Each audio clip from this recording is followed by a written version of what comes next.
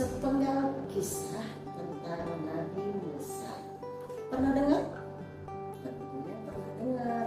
Kali ini kami bercerita tentang Nabi Musa dan ajab Allah Subhanahu wa Ta'ala. Berawal dari seorang raja Firaun yang mengakui dirinya adalah Tuhan. Tidak ada yang lebih berkuasa selain dirinya.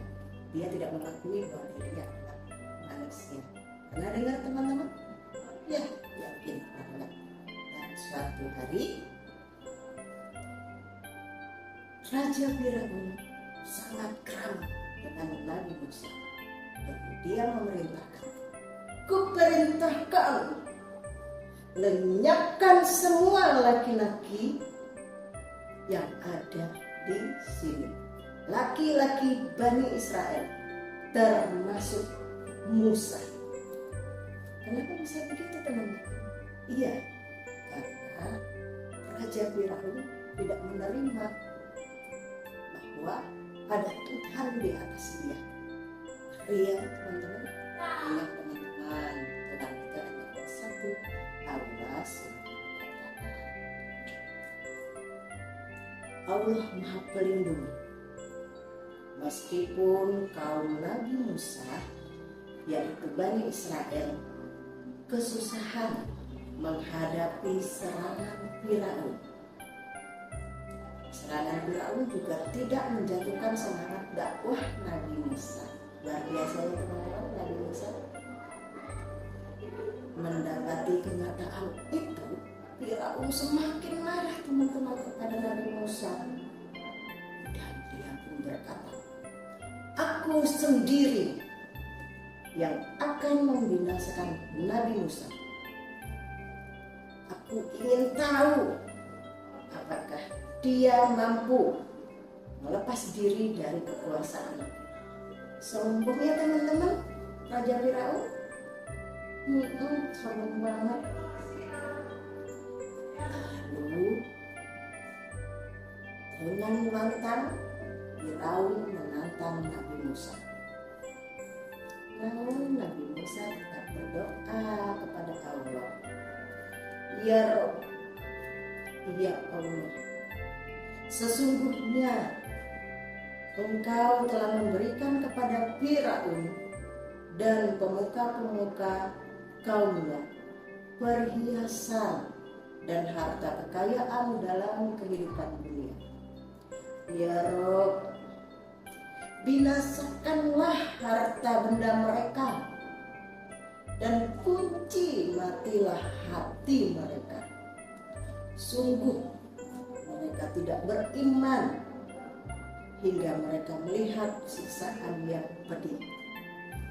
Teman-teman, kira-kira doa Nabi Musa ini dijawab gak sama Allah?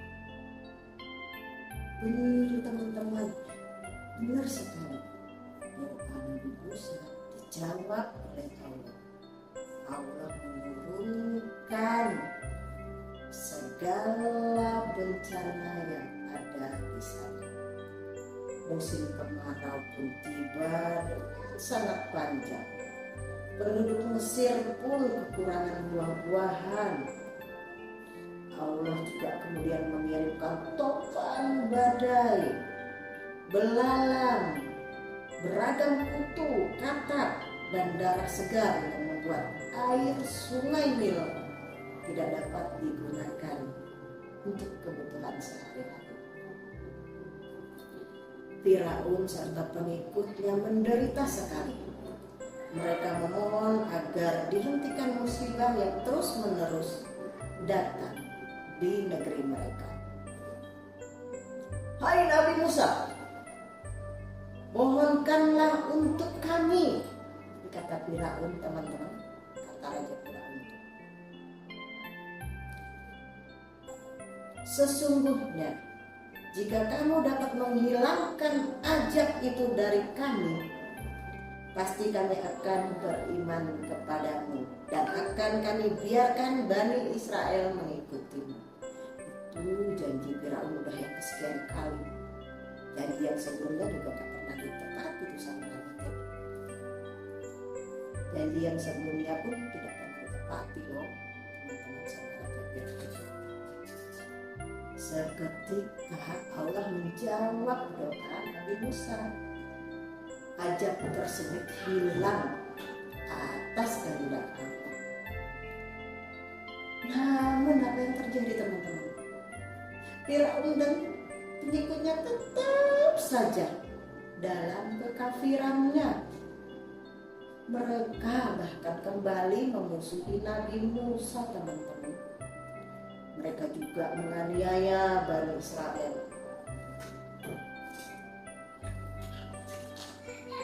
Dan pada suatu hari Nabi Musa segera menyampaikan perintah Allah untuk Bani Israel, rencana kepergian mereka yang akan dilakukan untuk meninggalkan Raja Firaun. Kemanakah tujuan Nabi Musa dan Bani Israel? Bagaimanakah Firaun mendapati Nabi Musa dan kaum Bani Israel keluar meninggalkan Mesir? Teman-teman mau tahu apa yang terjadi? Ya teman-teman, rombongan kaum Bani Israel berbaris panjang. Sekian hari mereka mengarungi padang pasir yang begitu luas. Mereka tidak pernah tahu kemana Nabi Musa akan membawa mereka. Dan akhirnya mereka pun sampai di sisi Laut Merah. Mereka memutuskan untuk beristirahat karena kaum Bani Israel sudah sangat lelah. Di Mesir, Firaun dalam keadaan marah. Dia ingin mengejar rombongan Nabi Musa dan kaum Bani Israel. Kaum Bani Israel menyadari hal tersebut. Mereka pun mulai panik. Bagaimana mereka harus menyelamatkan diri, sementara di depan mereka ada Laut Merah yang harus diseberangi. Nabi Musa tetap tenang dan tawakal, hingga kemudian Nabi Musa mendapatkan perintah dari Allah Subhanahu wa Ta'ala. Pukulkanlah tongkatmu ke lautan di depanmu. Demikian Allah berperintah kepada Nabi Musa. Tanpa menunggu lama, Nabi Musa memukulkan tongkatnya. Demikianlah Allah Subhanahu wa Ta'ala memerintahkan Nabi Musa, belahan laut pun terbuka. Mereka segera menyeberangi lautan tersebut di belahan laut yang terbuka. Luar biasa ya teman-teman, Allah itu maha bisa, maha kuasa. Tidak ada janji yang Allah ingkari ketika hambanya meminta. Mereka pun mendengar rombongan kaum dari Raja Firaun. Raja Firaun dengan sombong mengatakan bahwa laut itu dia pun mampu membukanya dan tidak ada yang bisa menutupnya ketika dia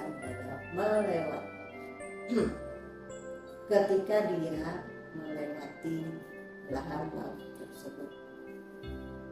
Ketika Firaun dan rombongannya tiba di tengah laut, air kembali menutup jalur yang terbuka.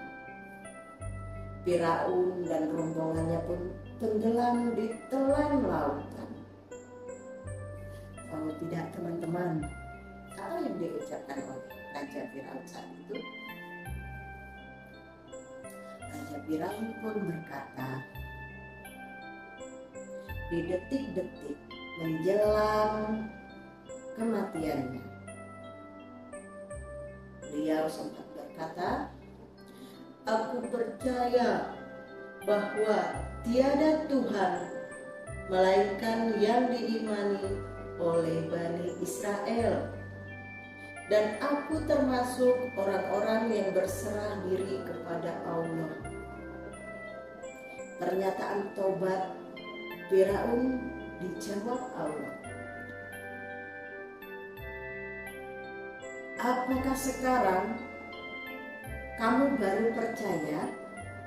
Padahal sesungguhnya kamu telah durhaka sejak dahulu, dan kamu termasuk orang-orang yang berbuat kerusakan.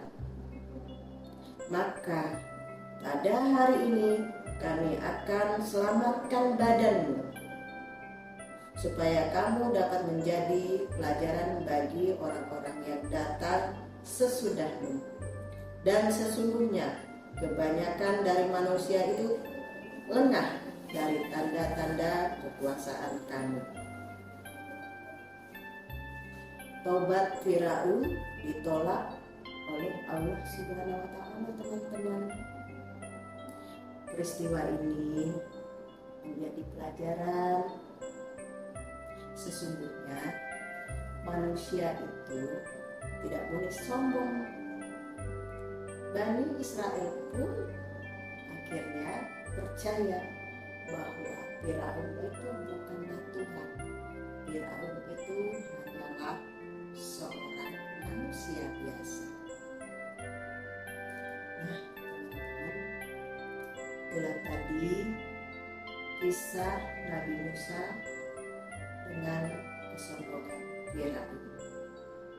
Apa yang kita ambil hikmahnya, teman-teman, hari ini? Jangan sombong. Ketika kita memiliki jabatan, ketika kita memiliki kekuasaan, ketika kita memiliki kekuasaan, gunakanlah itu sebaik-baiknya dan lakukanlah dengan ridho Allah.